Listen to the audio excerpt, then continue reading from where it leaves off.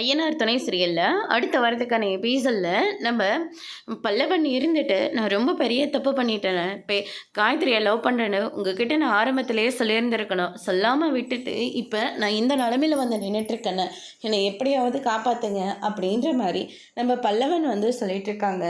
இப்போ தான் உனக்கு இங்கே எல்லாரையும் தெரியுதா, காலேஜை கட்ட அடிச்சுட்டு இந்த பொண்ணு கூட நீ இப்படியெல்லாம் போயிட்டு இருக்கணுமா? இதெல்லாம் செய்கிறது தப்புன்னு உனக்கு தெரியவே இல்லையா பல்லவா?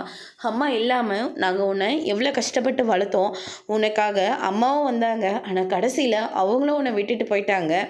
இப்போ உன்னை நம்பி நீ கேட்குற முதல்ல எல்லாத்தையும் வாங்கி கொடுத்தோமே, அதை கொஞ்சம் கூட நினச்சி பார்க்காம இப்போ இந்த பொண்ணு கூட இப்படி வந்து நின்றுட்டுருக்கே அப்படின்ற மாதிரி நம்ம சேரன் வந்து சொல்லிக்கிட்டு இருக்காங்க. ஐயோ ஒன்று நான் பண்ணது எல்லாமே தப்பு தான், தயவு செஞ்சு என்னை இதிலேருந்து காப்பாற்றுங்கன்னு, செமஸ்டர் வரப்போகுதுன்னு அப்படின்ற மாதிரி சொல்லிக்கிட்டு இருக்காங்க.